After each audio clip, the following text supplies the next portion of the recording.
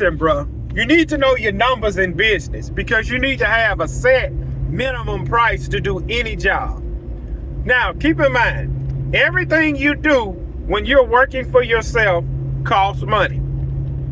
To drive out and give a free estimate costs you money. And look, you got to, if you're not already out, you got to turn the key on that piece of trash truck you driving. That's one, look, hey, that's one more go around from that start. You got to drive over there, eating your tires up. I keep mud tires on my truck, so each mile count. And then you got to drive back. And if they be like, man, that's too hot. The reason you got to have a minimum in your business is if you don't, let's take something as simple as cutting grass. Well, I get this call all the time. Well, my yard ain't big. I normally cut it with a push mower. I'm sorry, I just don't use push mowers anymore. Okay, if your yard isn't that big, my minimum is 70. When I get there, the minimum 70. If it's more, it's more. They'll either be like, well, man, can you do it for 50? All right, then you do theirs for 50.